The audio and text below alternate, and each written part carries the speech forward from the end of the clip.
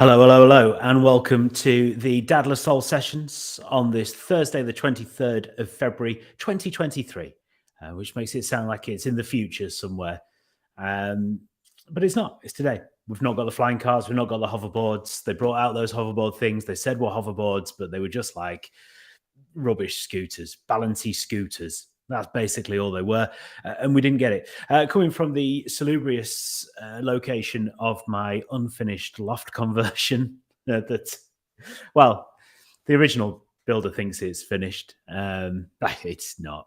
And the person from building control was very clear about that. So it's getting redone at some point at massive expense, which is why, I'm taking gigs like this to make the money.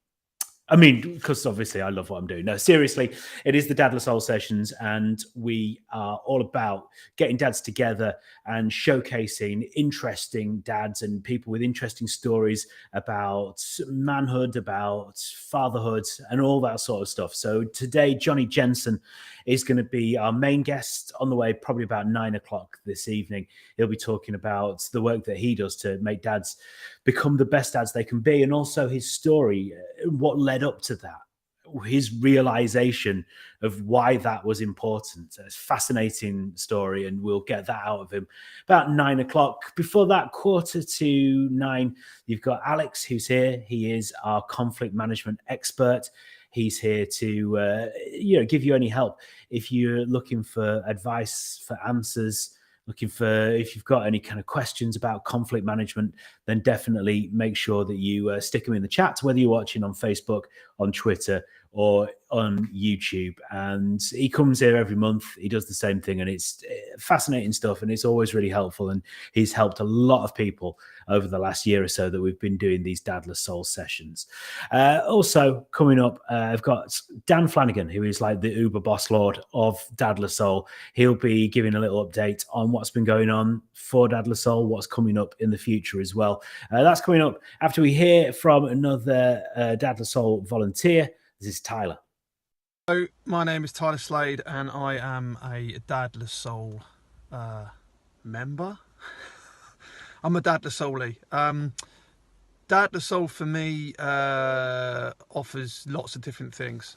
First of all, it's a safe space for dads to perhaps let off some steam, talk about their challenges and concerns and worries as being a dad, quite openly, being kind of vulnerable with that, but trusting that no one's going to judge you, and you've got each other's back, and people kind of can resonate with things.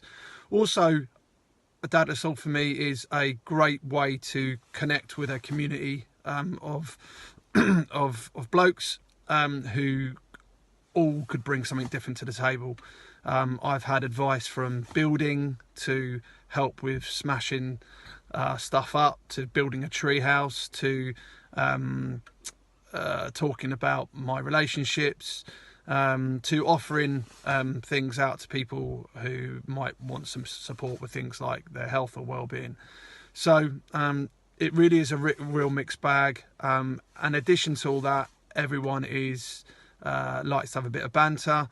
No one takes themselves too seriously, and it's a superb place to connect with, in my opinion. So they're my reasons that I am involved in Dadler Soul.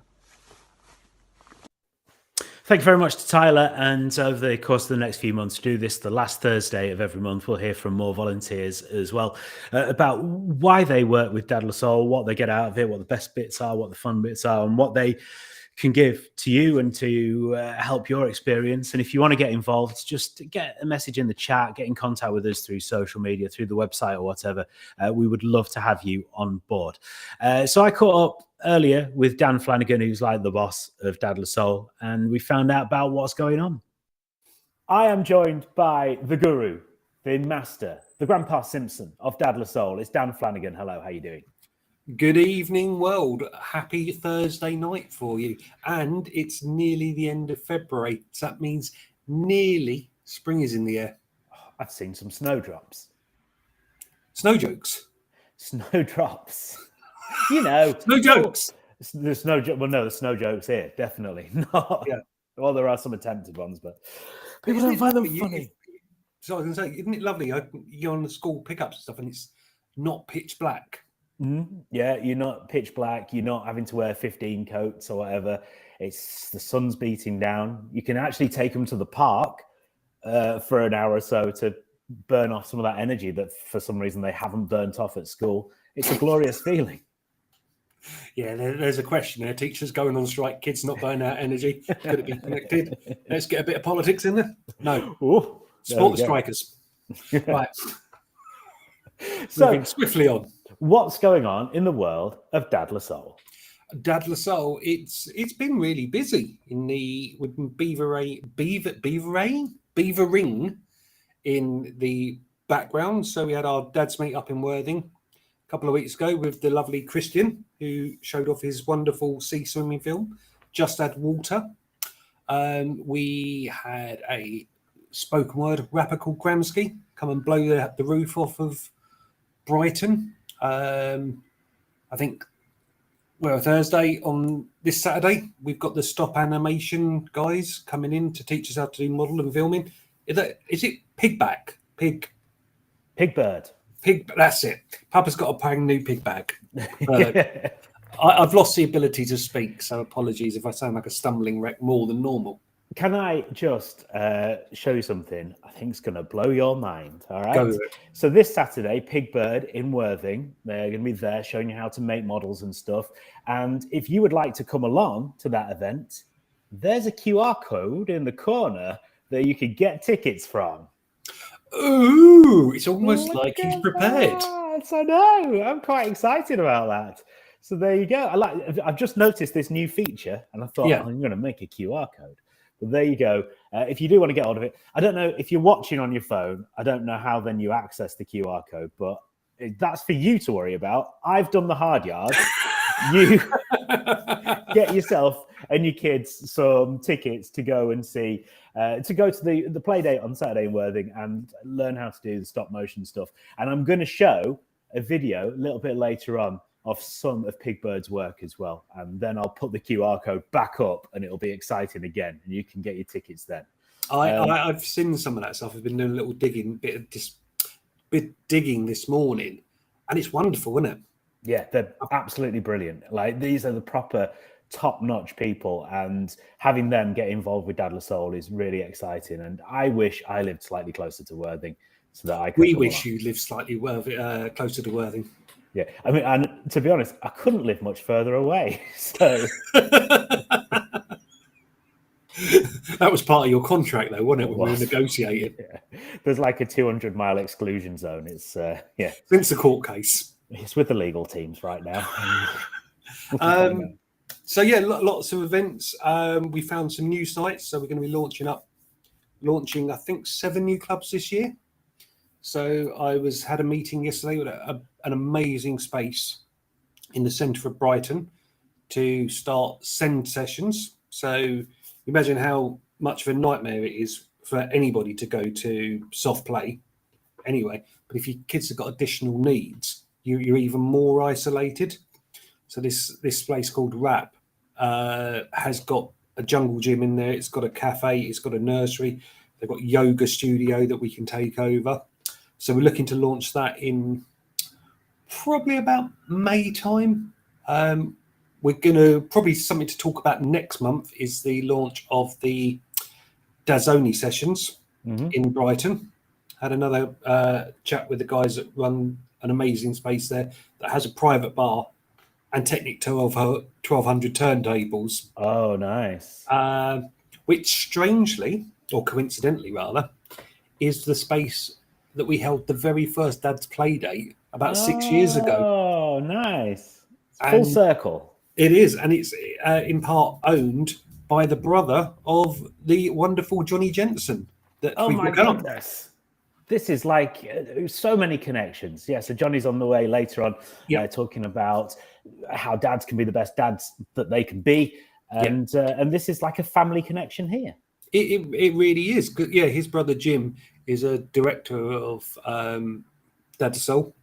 So it fits in really nicely. There's these lovely, the universe keeps throwing up these amazing partnerships and conversations. So looking forward.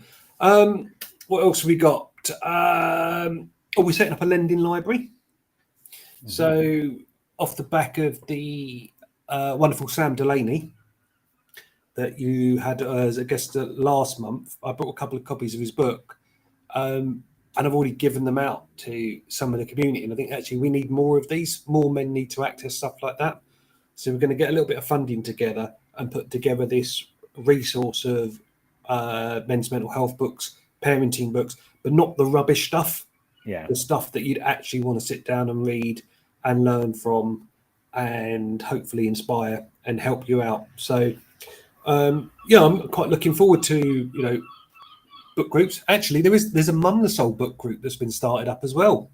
Oh, really? Okay. Yeah. So this is for the better halves of some of the dads that come to events. They've been complaining that they're not allowed to come, so they've created their own cult, shall we say?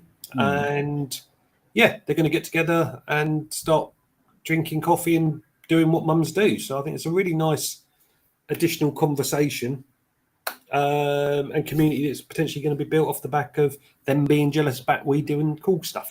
Yeah, is this going to be like a Sharks and the Jets West Side Story thing where it's going to end up in a big fight? Probably a lot less hair grease, and I'm not saying great. Yeah. Okay, well, it's just something to look out for. We'll put that on our Eventbrite if it does happen. If it, is that the story you want to tell? Dads versus mums, all in wrestling / WWE.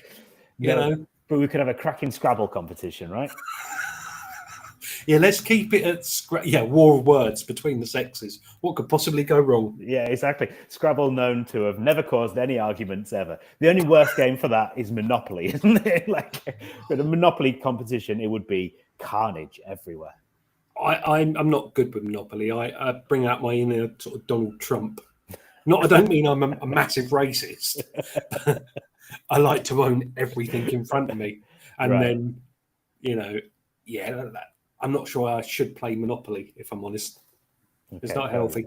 We're steaming ahead. We got some other really interesting conversations about new sites.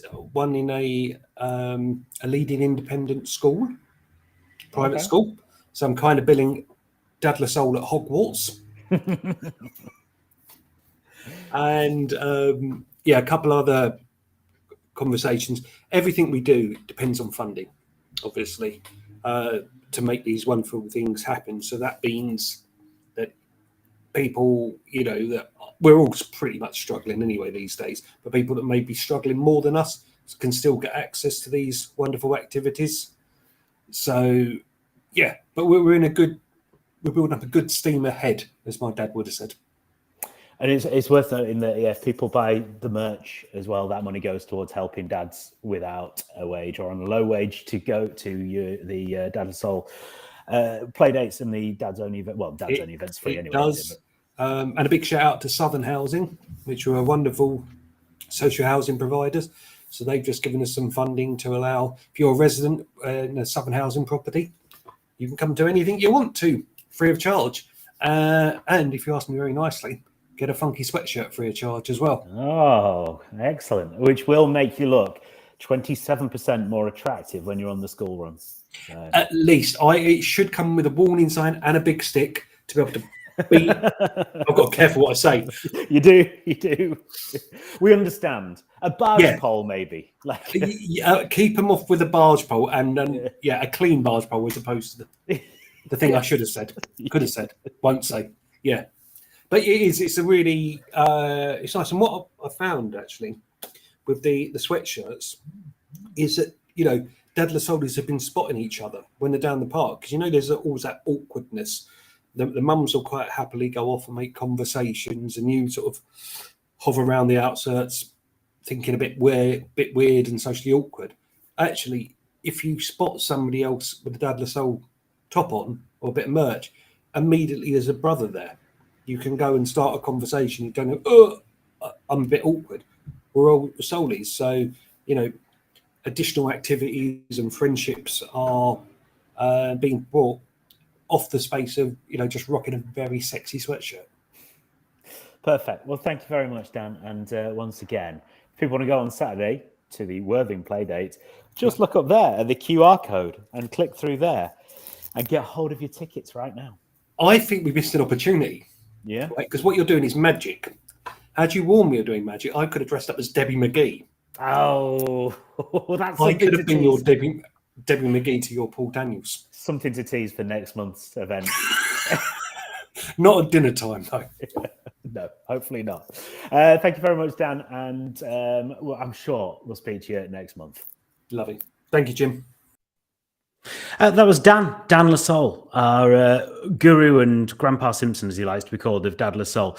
So we'll speak to him next month. On the way, 9:00 today, it's Jonnie Jensen, who just messaged and went, "Oh, I thought it was 8:30, and I thought I was panicking and being late, but it's okay." He's here at 9:00, and he's going to be talking about helping dads to be the best they can be, how he came to that realization, and all the sort of issues around that. But first of all, let's go to our resident conflict management expert. Alex is here. Alex, how are you doing?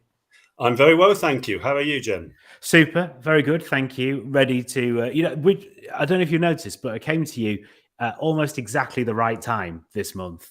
I'm aware, just as well I wasn't late then. Exactly, it was. Because, you can pretty much guarantee when there's a chat between me and Dan, it's going to go on longer than normal. But no, I'm keeping a tight ship. So Brilliant. For now. So we've had people getting in contact with questions, conflict management questions. And if anyone wants to send any comments or anything in, you can do that. Wherever you're watching this, if it's on Facebook or Twitter or YouTube, you can get in contact. First question we've got is this. My wife and I argue a lot, but she says that's healthy in a relationship. How do you differentiate between healthy conflict and unhealthy conflict? Okay, first up, yes, arguing is healthy. Okay. Let's have some examples. I've sort of put together 4 examples of unhealthy and 4 examples of a healthy argument. So unhealthy, fight simply for the sake of fighting. Yeah, that is destructive and unhelpful. Yeah, being immature, as in taking your adult lives and going back to the playground at school and fighting in that context. Yeah, I'm talking verbally here, not physically. Any form of fight that becomes a blame game. Yeah, where you're blaming the other half. Yeah, that doesn't achieve anything. It really, really doesn't. And then likewise, related to that is any fight that becomes personal. It's because you do this, or it's because your parents, as in the in-laws, do this or whatever. When it gets like that, then that's not being helpful because actually it's not trying to achieve anything. If we look at healthy, if you fight, but you remember to actively listen. Yeah. And it's amazing how much we don't listen. Yeah. In my professional job, working in general practice, I actively listen to my patients for one very simple reason. They can give me a tiny snippet of information that sends me off down a completely different path of what's wrong with them, which hopefully is the right path, but it's active listening. Yeah. It is actually healthy, bizarrely, to fight over hurt feelings. If you feel as though you're hurt or you've hurt your partner, as in their feelings, then it's not unhealthy to fight about it in the sense that, okay, I know I hurt your feelings and I'm sorry I hurt your feelings, but this is why I did it. Yeah. Getting a plan together, fighting over hashing out a plan. Yeah. That happens. And that is not unhealthy. And I thought I'd finish with a healthy fight that is sadly all too topical. And you and Dan have just mentioned it. Money's tight at the moment for all of us. Fighting over finances. It's a very emotive subject, but actually there's nothing worse than not fighting over money because it means that you're just storing up a bigger fight that's going to be more destructive later on. If the credit card bill is £1,000 now and you fight over it, it's better than doing nothing and waiting until it's £5,000. Yeah. So to fight is normal. It's healthy. I agree with this dad's other half. Fighting is healthy and it's normal. Avoidance of fighting is actually much more destructive. Much more destructive. It's not healthy to not fight. It's human nature, and we do it. I guess with that kind of hurt feelings thing, it's also something that people need to know about, isn't it? They need to know that they did that, and on the other side, they need to know why they did that. And Yeah. if you bottle it up, then it's not great.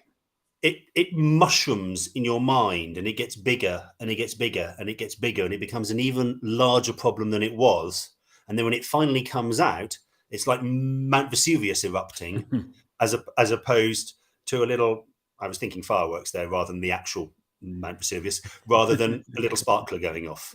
Yeah, Right. Does that make sense? Yeah, of course. This one says, how do I get my 14-year-old to tidy up after himself? He just leaves rubbish around the house, but when I challenge him, it becomes an argument and he never changes. Old expression, carrot and stick, but with possibly a slightly different twist on it. Try and get him to tidy up by you doing some tidying with him. Don't tidy without him. Yeah, don't clean up after them, but try and do a little bit of tidying with them. Yeah, and if he's making a mess everywhere, focus on one area. You know, a classic, obviously. Any dads out there with teenage children, and I've got 3 of them, yeah, will know that bedrooms are a nightmare. Yeah, my daughter's bedroom is a bomb site. My son's bedrooms have an interesting aroma. Shall we leave it at that? But it's about trying to get them to do things with you and get them to focus on a little area. So, for example, taking your bedroom as an example, make your bed. Starting point. Apart from anything else, that gives you a lovely big area to put things down on when you're trying to sort stuff out. Okay, let's sort out your desk. Let's sort out your wardrobe. Yeah, because I bought you this lovely IKEA wardrobe that I argued over building for days to get it up there. And now you're using the floordrobe, not the wardrobe. Yeah. And then finally, try to have effective consequences. So this is the stick, but not in the sense of a punishment. It's an effective consequence. And absolutely ironically, I came across what I'm going to read to you now earlier this week before I knew these questions. So let me just bring it up and I'll read it to you. This was a note typed out and pinned up in a house. Today's Wi-Fi password can be unlocked by texting a photo of a clean kitchen to mum. Said photograph must contain 1 box of crackers on the counter by the stove to prevent reusing any previous photos. Thank you for playing. May the odds be ever in your favour. Love, Mum. And I thought that was brilliant. I loved that idea. Yeah, if you're tech savvy, you can remote control your Wi-Fi password from your phone anywhere you've got an internet connection. You don't need to be at home.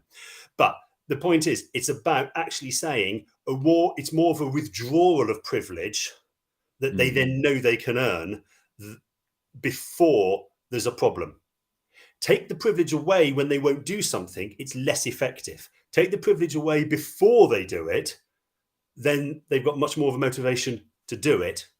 Does that make sense? Yes, so they've got to earn it. They've got to actually, it's not like you're stopping them doing it. You just ensuring that they do something else before they can do it. That's cunning, isn't it? Because I guess that those arguments happen when, I mean, you know better than me, but when it's like a solid no and it becomes 2 no's fighting each other, but that's cunning. Yeah, it's a similar concept to, you know, for example, when you're in your working life, you decide you want to have, I don't know, say you play golf and you set a golf clubs, but you can't afford it. But you have overtime opportunities at work. So you go and do the overtime, you earn the extra money, you can buy a set of golf clubs, whatever it might be. But it's that sort of concept. So actually, it's good training for future life. Oh, clever. Although, I mean, I don't have teenagers yet, but I'd like forever for my youngest to enjoy the magic mess that they do at school, where to get them to clean up the classroom at the end of the day, they say there's one bit of mess that's magic and whoever gets it gets a prize.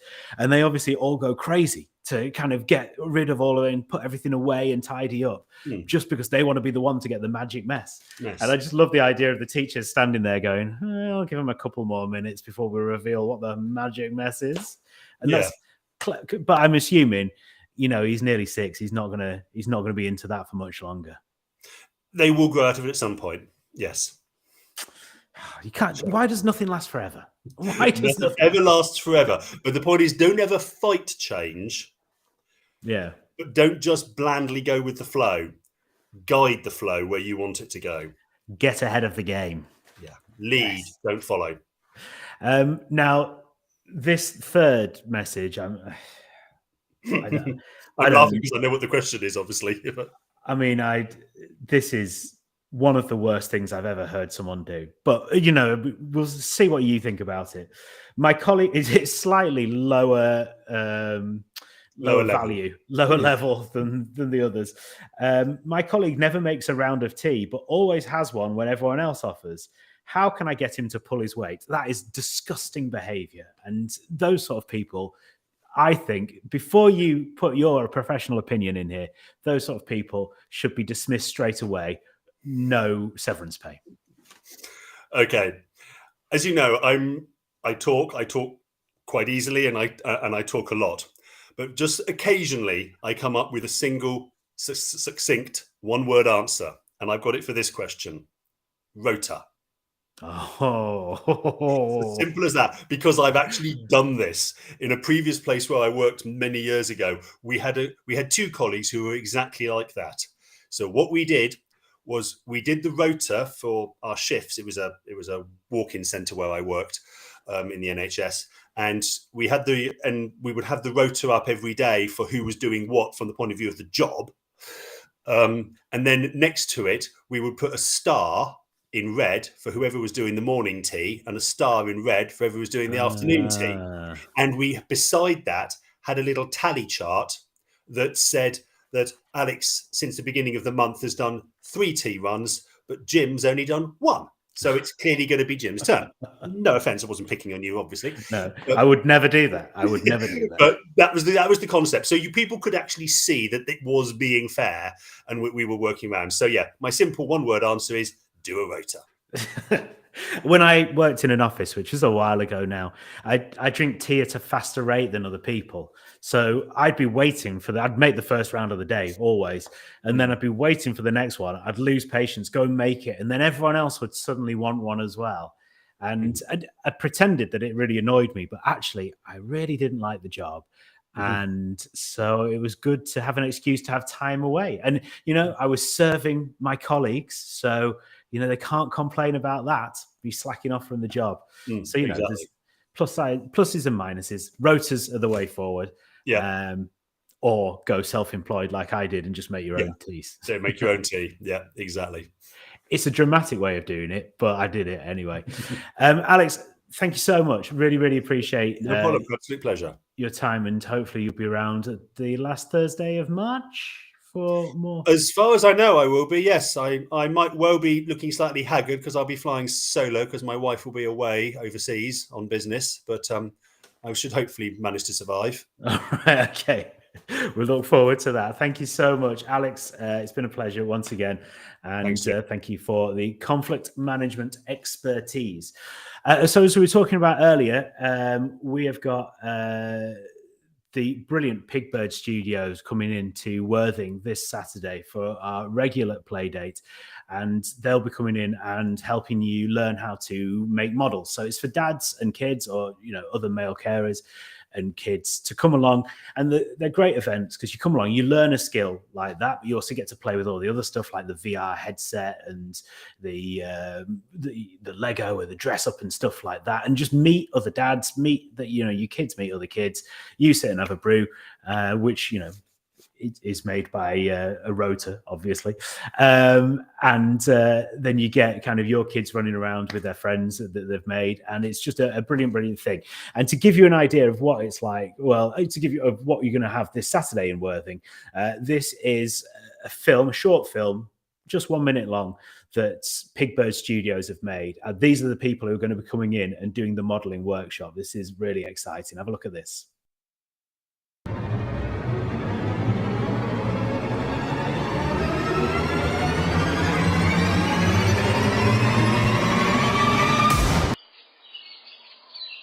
Grandad, I'm bored. Okay, son, I'll tell you a story. A story of horror, suspense, a mystery. You'll like it. Once upon a time, there was an old man and his wife. They lived a simple life. A little woodland house, chickens, that sort of stuff. All day they would sit and read each other poems. His were rather lacking. and used the F word a lot, whereas hers were full of sorrow, poignancy and length. One day she got bored and told him she wanted to move back to the city. He didn't care for the idea, and they argued well into the night. The next morning, they decided to build a boxing ring and fight to the death. It was a close match, but eventually he pulled her head off and won. I knew you'd like it.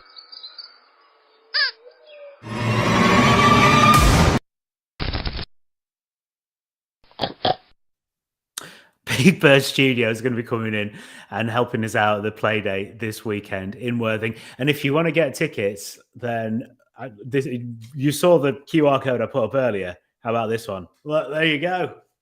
Get your tickets. We've got tickets for dads and kids to come along and enjoy that on Saturday. And also there's free tickets if you're low-waged or unwaged, and it's no questions asked, basically. So just go to the link through that QR code. You find it on Eventbrite. You'll find it on dadlersoul.com as well. And you can get hold of your tickets for Saturday. And as I say, low-wage and unwaged dads, there are free tickets. We do not ask any questions, so don't worry about that. You just go and get those and come on and enjoy the play day as well.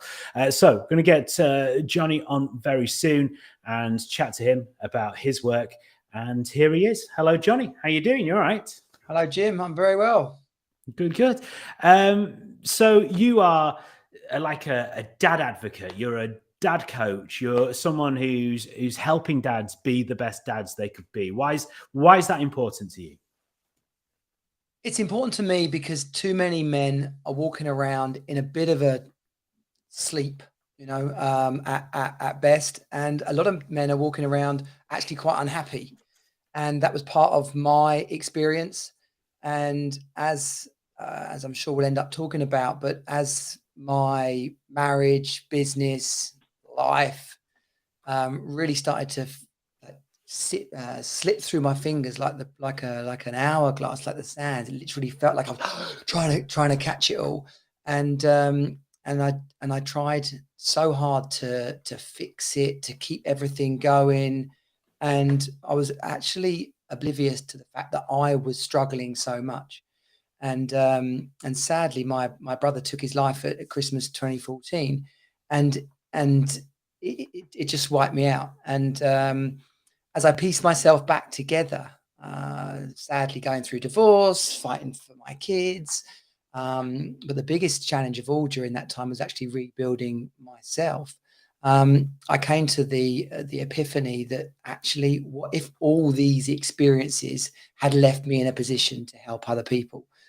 20 years of personal development and work on myself, but also training as a coach, as a businessman, as a dad, as a guy who'd gone through a wide variety of pretty challenging experiences from a very young age, and also have experienced some absolutely brilliant things in the world as well. It was up a mountain where I realized, I can share this whole story if you like, but it was up a mountain where I realized, wow, what if all this was supposed to happen? And instead of being a miserable git about it, what if you were supposed to turn it around and create a program, a system, a community that would lift dads up, help them take back control of their life, help them be the man and the dad they wanted to be. And instead of suffering life, actually really living a life by design, and being happy, which from my dad, growing up and seeing the trials and tribulations he went through, he managed to stay happy, to stay there. Whether we were in a mansion or a council house, we still had fun. And he said to me a couple of years ago, "The problem is, son, I just don't think you're having enough fun." And that's sort of one of my foundational kind of mantras of Team Superdad. One of them, once we've worked on our focus, our family, our fitness, and our finances, is to have fun. And that is the essence of Team Superdad. It's what I do. It's interesting, isn't it? Because fun is sometimes something that people look down on. And, people will say, well, you can't, that's frivolous. You shouldn't be doing that. You should be concentrating on these other areas. But if you don't have fun in life, it's kind of not worth living, right? In many ways. Absolutely. And the important thing about it is it's what blokes do best. You know, there's a lot about this woke world that we live in right now where simply being a bloke is almost like dangerous. You know, what can you say? What can't you say? What's banter? What's not banter? And clearly some things aren't appropriate anymore. You know, and we've come to a point in the world where we've realized this. But men, you know, from the days of being, I'm not I don't even know, I'm not a paleontologist, if that's the right word. I'm thinking of Ross from Friends. But, you know, Obviously, as cavemen, you know, we sat around fires and no doubt had a laugh, went and hunted for things. We were soldiers. We worked in mines. We built things. We made roads. Men have always been thrown together in groups and just got on with it, you know. And it's interesting in the world today that there's this idea that men don't speak, and I think that's probably more of a modern thing. You know, I think actually men have always been put into groups and have counted on each other. And so the fun part of it, you know, it is kind of frivolous, and from time to time, men do use it to cover up their own struggles. But if we can't laugh, like through the good times and the bad times, if we can't, you know, help a mate out and then just turn around and go, "You dickhead," you know what I mean? Like you're there clearing up the mess that they've created, or they're picking up the pieces after they've left their wife, or like whatever the saga, or they've turned up late for them, but like whatever, they've gone bankrupt. Like if you can't just laugh, you know, good times or bad times, then we are really missing the point. And there's a bigger conversation there about life and this thing that we're living in this skin sack, and we've got a number of years to go around the sun as many times as we can. And what if the game was to simply get through it and have a good time? Like, what if that was the game? You know, and even if it isn't that, what if we all achieved that? And I really feel that in all my work, like when you're talking about success, when you're talking about creating the life you want, when you're talking about being the best dad, like, what if you could just catch yourself and go, hang on a minute. Like, yeah. Why are we doing this? Why are we arguing again? Or, you know, my kids, when we, especially having been divorced, you start to realize that things that you say no to when you're married, and you're in a couple, and you're like busy, and you're doing the garden, and you're mowing the lawn, and you're doing the shopping, you're like, whoa, does any of that really matter? You know, when they say, can we go to the beach? Fair dues, if you live in Worthing or Brighton, it's really easy, right? Yeah. But Maidstone's not that far from the beach. You know, can we go to the beach? Hang on a minute. The sun's shining. We live in England. We don't know when it might be sunny again. Do you know what? Yes, we're bloody going to the beach. Yeah. And you just live a moment, live life much more like the moment, in the moment, taking the best opportunity in every moment.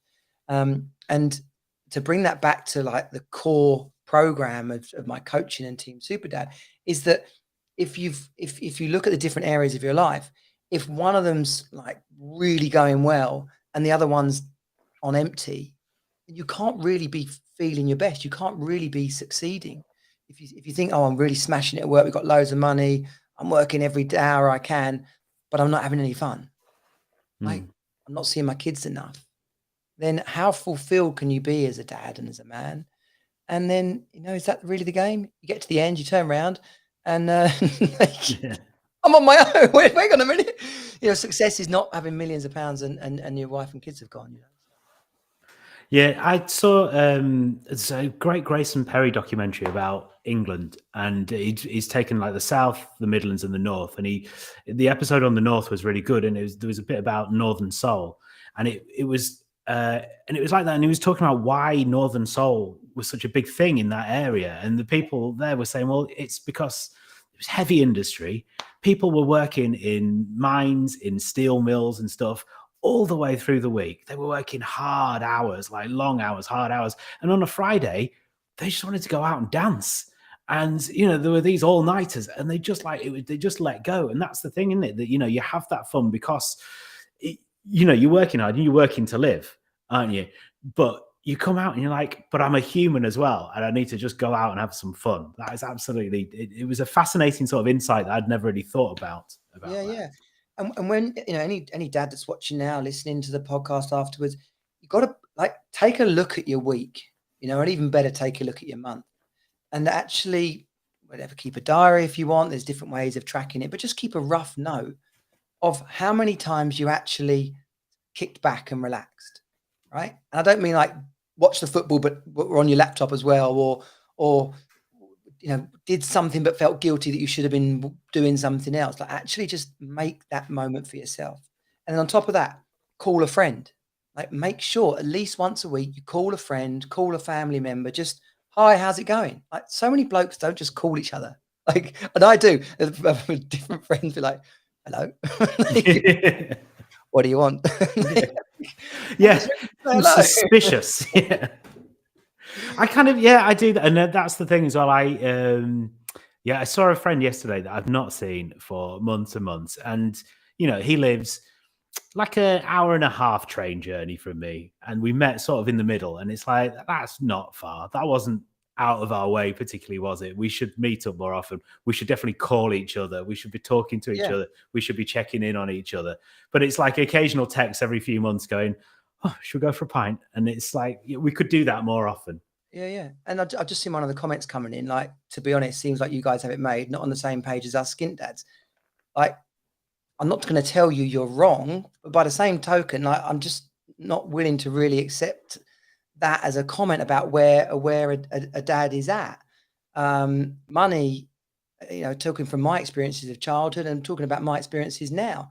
I've had money, I've not had money, and I've had businesses that have been doing okay, and I've been virtually bankrupt. I lived in a big house with my dad, and I, you know, came back from a holiday once, and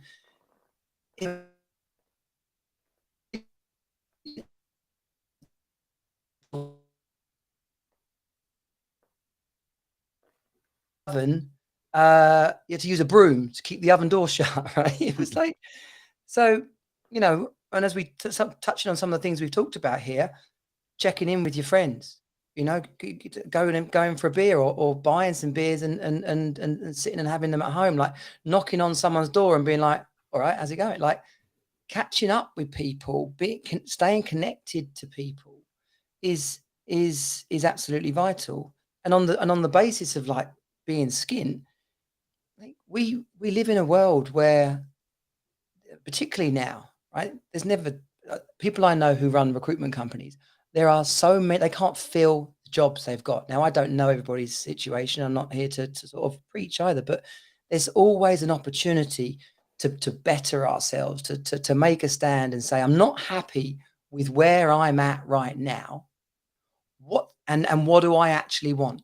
Now, there isn't a magic wand. You can't suddenly learn how to be an electrician. You can't suddenly learn how to set up a business on the web, you know, a Spotify shop on the internet, or a t-shirt business, or create a community for dads like Dad Lassalle. But like, when you just get your vision in place and your motivation of like, do you know what, I'm going to do this because I think there's other dads out there like me, or I'm going to do this because I want to create a future for my kids where we can have a nice home and go on holidays. And like, that should be any dad's motivation. And if it's a single dad, in particular single dads, getting divorced, breaking up, for nearly every dad in that situation, it means complete, like, ground zero. There isn't like oh, that was easy, I'm better off now. Like, the likelihood is that we are better off being out of a relationship that doesn't work. But we can't be under any illusion that it's going to be easy. We've got to build from the ground up. We've got to create that life. So I empathize with anyone who's feeling skint or struggling or lonely. But truly, the only answer is to accept where you're at, create a vision for where you want to go, put some good people around you, and start to work towards it. How difficult is it, as someone who has taken that moment to go, I'm not happy with where I'm at, something has to change? How difficult is it to take that step, to suddenly to admit, because you talked about a lot of things that had sort of been chipping away at you. How difficult was it when you eventually went, I've got to do something different now? In my story, I left it too long. You know, there's moments in my story, we got married like in a whirlwind, and it was flipping exciting. But I went from being a single bloke to being a engaged guy with a 6-year-old stepson, and we're off. We're off and running. I didn't really think it through, but we just ploughed on. I had ideas about taking I've worked in digital marketing for 25 years, but I had these ideas about training to be a nutritionist and a fitness coach. And I was like, well, I can't do that now because I've got to make money. And so it just kept on ploughing forward. And there was times in amongst that where I'd got the marketing agency up to 5 or 6 of us, and we were made 300 grand one year, and it was really going in the right direction. But parallel to that, my marriage, we had some miscarriages. There was some health problems with our children, and some postnatal depression. Like, there was some real stuff going on that was heavy. And I took it all on my shoulders. If I can just keep us going, if I can just get us through this, we'll be okay. And I wasn't self-aware enough to realize how much I was starting to operate below my best levels, below my best self. And if anybody said anything, I was like, well, yeah, but I just got to get us through this. The idea that it was, I'll be fine if I can get everybody else fine. But the truth of that is, if we're not truly fine, and if you're careful with the word fine, right? Because everyone says, oh, I'm fine, but we're not really. What I mean is, if we're not strong, if we're not solid in ourselves, then we can't really support everybody else. And what men too often do is they try and support everybody else to the detriment of themselves. And then when something big comes along, they've got nothing left to give. And I, in particular, so at one point I was working late into the night to catch up, getting up early in the morning to sort the babies out, getting called home from work at different times because my wife wasn't very well. And then going back through the cycle of having to work late, so drinking Red Bull to stay up, watching porn to be able to get to sleep. Like, by the time I search Google for "am I burnt out," and it's kind of funny, really, but if you're searching Google for "am I burnt out," you are. There is no, it's not a trick question. You really are. But even then, I still kept ploughing on, and so it does kind of come back to that relationship side of things, of being close to your friends and just being able to say, do you think I'm doing all right? Like, or have you ever been through a tough time like this? And being willing enough to accept some feedback and look at what you need to do to feel your best. And I felt like I couldn't leave my wife. I couldn't leave the children. I had to keep going. What I can see now is that maybe if I'd made some bold decisions there, like, I'm going to step out of this, and you need to get yourself better, and we'll sort the house, we'll look after the kids. But right now, this relationship isn't working for me. I don't really want it to end, but I'm not just going to stand around and let it crumble in my hands. We're either working on this together, or we're going to break up sensibly. But as it was, we left it until it was so bad, and then my brother sadly took his life, that it ended in drama, and I was at a really low ebb. So yeah, I basically had a breakdown, screaming in a counsellor's face, "There's nothing wrong with me!" And she's like, "If you don't see a doctor and get some antidepressants, I'm not going to work with you anymore. There's nothing wrong with me." So that rebuild story is really powerful, because I had to hit rock bottom before I really looked at what I needed to be responsible for.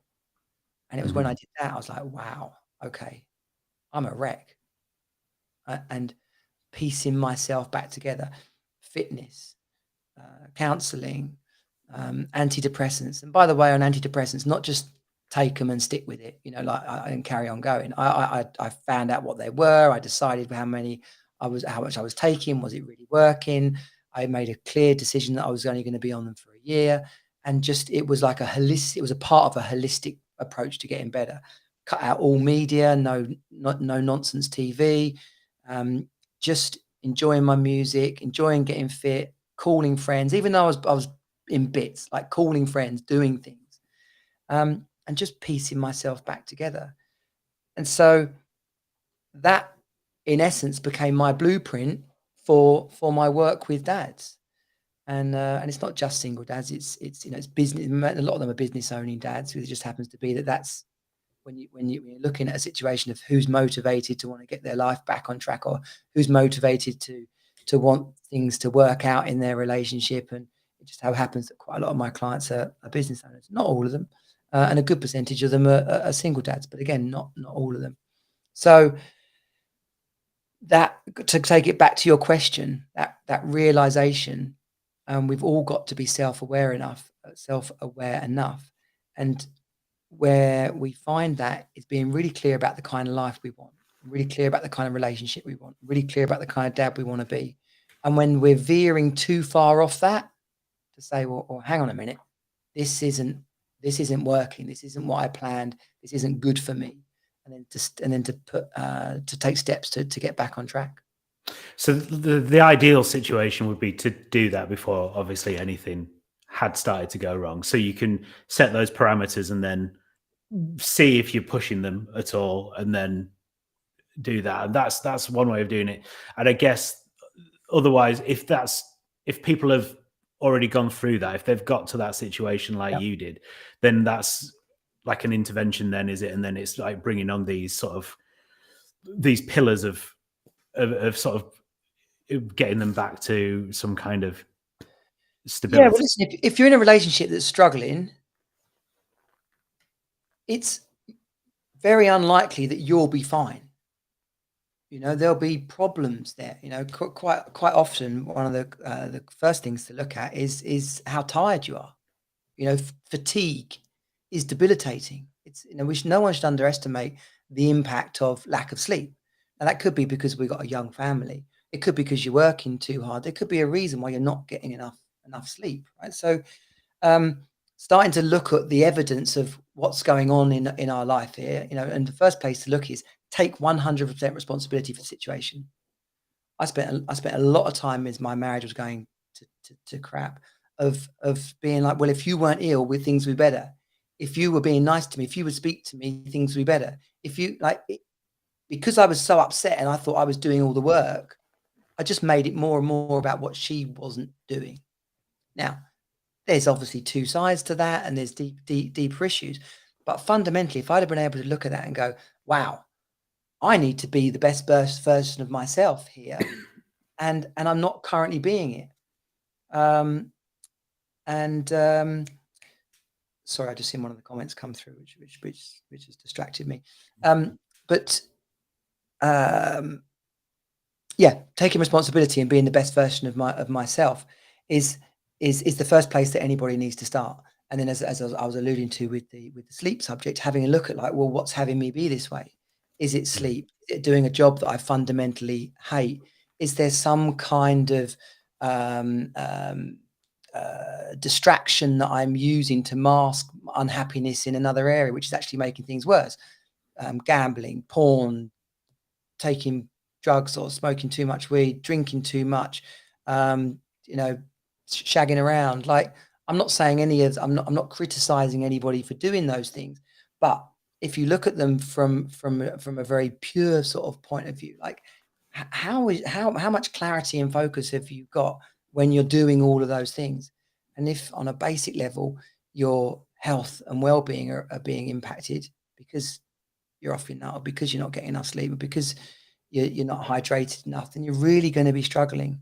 So for someone who's really at a point where they're realizing, okay, everything's broken, what am I going to do about it? Really take a firm stand about yourself and your well-being, and then and like I go back to that point about being clear about what you want and the direction you're going in. Actually start to say to people, this isn't the plan. This isn't the direction I wanted to go in. We've got to talk about this. We've got to, there might be some difficult decisions down the line, but I've got to stand up for myself. We've got to talk about this. I love you, but things have changed, and not being afraid to create a new chapter. It really is. It sounds like too simple for me to say it like this, but having been through it all myself, I can see that some of those things that I thought were going to be really hard would actually have been much better than what the easy option was. Right.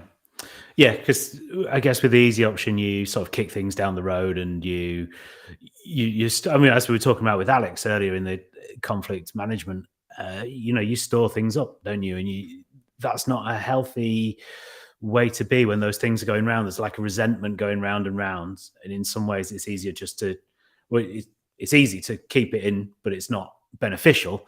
Whereas the challenging thing to do would be to have that conversation, and then actually, for both people, that kind of probably works out better. Yeah, if it's about a relationship, for sure, but it can be about work, a job, particularly business owners, a business that they created that then drives them mental / they hate, but they don't feel like they can close it or do something different. So they carry on working there, like just slowly going down, down, down. Which, of course, if you're coming home like that, then your relationship's going to be struggling. Everything's going to be struggling. And it's like I said about those kind of 5 areas of life. If you've got a struggle in one area, then the likelihood is it's going to be pulling the other areas of your life into it, because you can't be really unhealthy and perform in work or in your relationship, or you can't fundamentally hate your job and go home happy and be a really good partner or be a really good dad. If your relationship is tanking, then you're going to struggle to concentrate at work. It's like, if any of them are off, it will affect the others. I don't mean that we can all create this perfect utopian world, but the magic is when we believe it can happen, and that we start to put to make the steps forward. Everybody can do a few press-ups or go for a jog. Everybody can start to look at what kind of job they would like or what business they would actually start to create. Everybody can talk to their partner about why their relationship isn't working, and should we carry this on, or should we actually look to, that Gwyneth Paltrow consciously young couple? Like, it sounds like a load of bollocks, but actually, wow, what if we did do it that way? It's like so much more, so much better. And here's the really interesting part of this conversation is that for modern men, to step up and own masculinity in a way that needs to happen in the world today, this conversation is actually about modern masculinity. Not any of the gender choices or race or disabilities, but stepping up consciously, and someone who's as men who are going to say, hang on a minute, I know who I am, and I know what I want to create, and I want to inspire my family to come on this journey with us. I want to be the shoulders upon which they stand, but I'm not just going to go through the motions miserable all day. And that is what is needed in modern men today, is for more men to step up and say, hang on a minute, this is what I stand for, this is what I'm creating. And to kind of go off on a bit of a tangent, modern women, that message, that's what they've been fighting for, that, and they've been talking about that for generations. Men have just been getting on with their life thinking they're all okay. And we're reaching this tipping point now where men haven't got a clue what they're going to create or who they're going to be or what they're going to do, because we haven't had to think about it until now. Mm-hmm. So what sort of situations do you find the dads that come to you in? Is it like a range of different steps along that journey that you were on? So the single dads are generally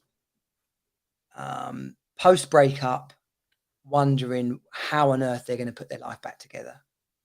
And sadly, many of them are fighting for contact. But increasingly, I'm finding there's a greater number of dads, getting 50-50 contact. And that's another conversation for a whole podcast. But any dad going through a breakup should be, like, I'm going to make them wrong if they're not going to be. But for me, it was really important to have that 50-50 contact, and I wasn't prepared to accept anything less. So sharing that experience with the dads I working with and coaching them through that, and more than anything, not being scared of the process. Okay. But as in the single dad scenario, not letting that subject, that upset, derail and take down the rest of their life. So the breakup is one side of it. And then going back to that personal piece, their health, their well-being, their focus, their mindset, their finances, their work, the amount of fun they're having.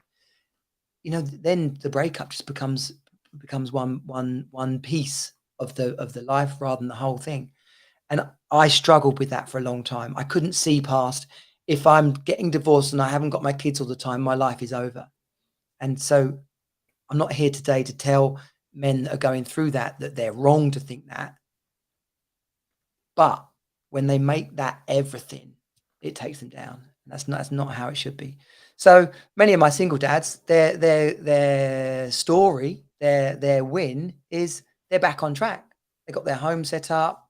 They're to some degree getting along with their ex. I didn't with mine for many years, and finally now, and I didn't. I was being committed to it from day one, even though I went through a lot. Committed to just getting along, co-parenting or parallel parenting effectively, for the best interests of the kids. And then for the men that are still in a relationship, or the dads that are still in a relationship, it really is about like, I'm bored, I'm fed up with feeling the same old. Why am I not excited about what I'm up to? And so they're coming to me with a perception like, is this all there is? I want something more, and not enough men ask that. Like, I want more. I want it all. I believe that I'm more than this. What's it going to take? And so we literally go through the same process of working out what's it going to take, putting the pieces in place, creating the motivation and the momentum towards that life they desire rather than the life they feel stuck in. Mm-hmm. And we should all be doing it, and in different ways.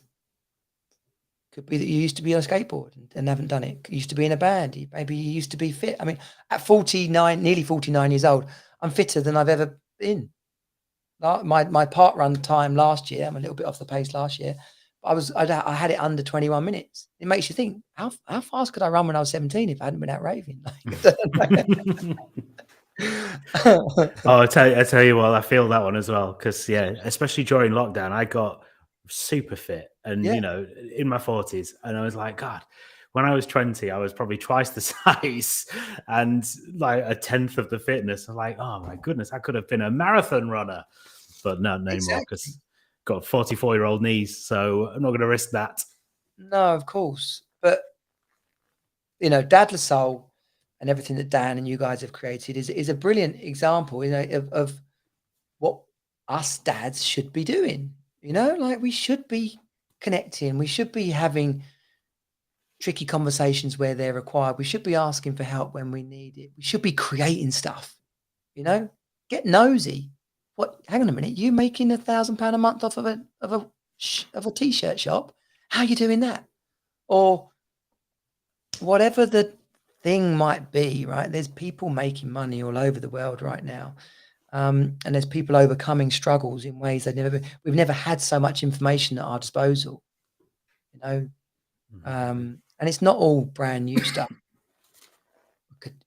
Jim Rohn, Zig Ziglar, Napoleon Hill, Stephen Covey, like, these are personal development coach, mentor, motivators, people with wisdom that have been around for 100 years. You could go back before that. You go back to Jesus and the Bible, take the religious part out of it. There's just like some really solid advice in there about how to live a good life and how to get on with things.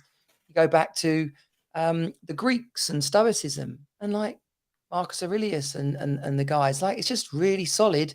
Here's how to have a good life. The Japanese have got this principle called Ikigai, which goes back over 2,000 years. Be healthy, be neighborly, enjoy your work. And it's pretty much, I'm paraphrasing it all, but there's a part in it as well, but just have fun. And it's like, this isn't new. We've got this modern day thing where we're kind of walking around a bit too fed up, a bit too uncertain, a bit too like wondering where we go next. It just doesn't have to be this way. And if people want to get in contact with you, Jonnie, and sort of talk to you about what's been going on and, you know, try and take on your advice, how do they go about doing that? Yeah, absolutely. Teamsuperdad.com, obviously the website is very easy to find, teamsuperdad.com. I'm Jonnie Jensen, Jonnie Jensen. So that's spelt quite uniquely. So there's not many of those around. Naturally, we have a Facebook group, teamsuperdad.com/group will get you into there. And there's, you know, there's a range of free bits of content, the podcast. I do some live trainings in the group. And then, of course, there's invitations and opportunities to work with me as a single dad or a business owning dad. And I created a program called the Hero Academy. And inside of that, we go through these 5 steps of the power code to really create the life you desire and get out of that life you feel stuck in. So I'd be happy to chat to any Dadless Soul dads. In fact, I'm a member of a Dadless Soul group, of course. So you can just, if none of that gets you to me, simply look in the members list of Dadless Soul and you'll see me there as Jonnie Jensen. I'd be more than delighted to speak to any of the Dadless Soul crew. Then you can pester him like that. Jonnie, thank you so much for sharing your story. It's been fascinating to hear your story and what you've done about it and where it's gone. It's fascinating stuff. Yeah, awesome. Thanks for having me on, Jim. Good stuff. Brilliant. Well, thank you very much, Jonnie Jensen. Again, thank you also to Alex for his conflict management workshop, and also to Dan as well. Dan Lasole, who came in and updated us on what was going on. If you were fancy getting into this dad's group and coming along and having that experience on Saturday with other dads in the Worthing area and their kids, you know, your kids can run around together, you can have a brew with each other, have a chat with each other, catch up with each other, find out how they are making £1,000 at a t-shirt shop online. Then you can get tickets. There's a QR code there on the screen. And that'll get you into the Worthing Playdate this Saturday. As mentioned earlier on, if you're low-waged, unwaged, there are free tickets. It's no questions asked. Just get them, take them, and come along and have a great time. And we're going to be talking to the brilliant Pigbird Studio on Saturday. They're going to be showing us how to make models as well, and they're just absolutely brilliant. So come along to that, and we'll be back in a month's time for the next Dadless Soul sessions as well. Thank you very much for joining.